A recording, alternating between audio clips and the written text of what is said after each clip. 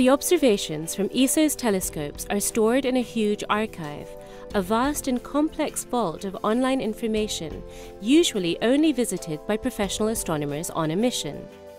And yet, an amateur astronomer from Russia managed to uncover a veritable gem in the flood of data, thereby winning a trip to Chile to observe with a very large telescope. How did he manage it, and could you do the same? This is the ESOcast, cutting-edge science and life behind the scenes of ESO, the European Southern Observatory. Exploring the ultimate frontier with our host, Dr. J, aka Dr. Joe Liske. Hello and welcome to the ESOcast. In this episode, we're going to take a deep plunge into the vast archives of ESO, and we're going to show you how a group of very dedicated and talented amateur astronomers managed to unearth some hidden treasures.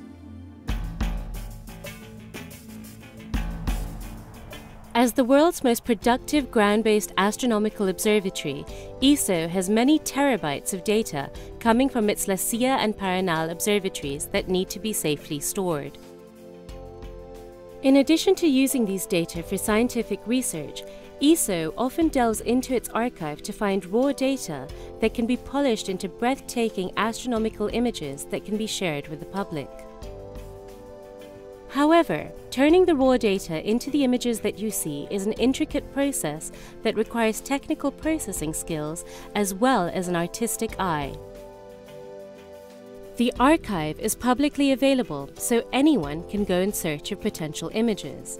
But aside from professional astronomers and ESO's public outreach team, not many other people have ventured into the vast archive. So how could we encourage people just like you to go and delve into the archive and to test your skills at producing beautiful astronomical images with professional data? We knew, of course, that there are lots of talented amateur astronomers out there, but we had to find a way to get them excited about ESO's data. And so we came up with the idea of a competition, ESO's Hidden Treasures. The challenge was tough. Find a data set in the archive with the potential for making a visually stunning image and then process the data. As a reward for the hard work, however, we put up a great first prize. The chance to not only visit ESO's very large telescope in Chile, but to actually use it to observe the night sky. Nevertheless, despite the great prizes, we were a little worried that not enough people would be up for the challenge and that many participants would give up halfway. We were in for a big surprise.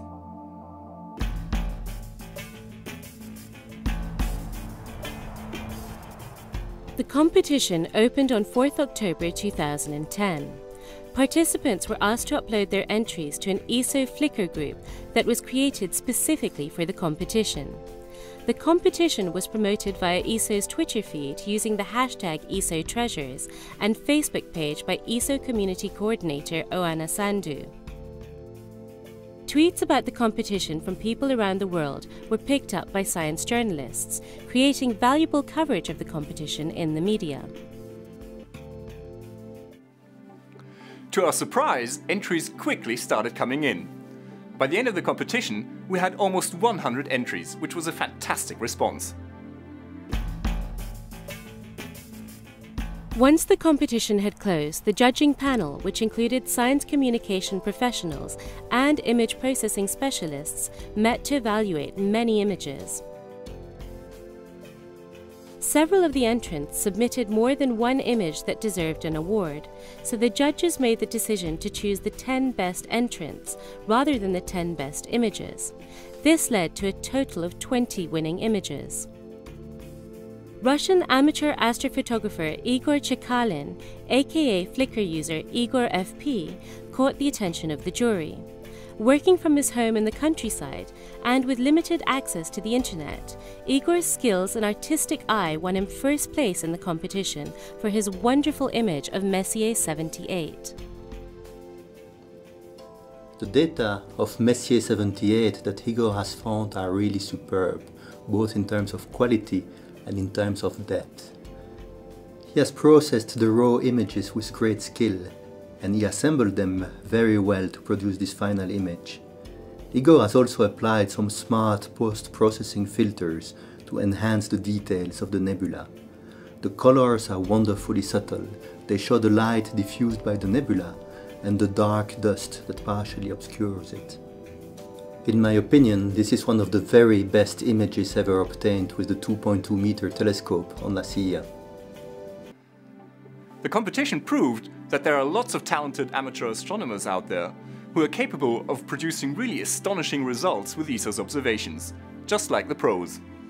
And finally, well done Igor. I'm sure you're going to have a great time at Paranal. It's a lot of fun to observe with the VLT. This is Dr. J, signing off for the ESOcast.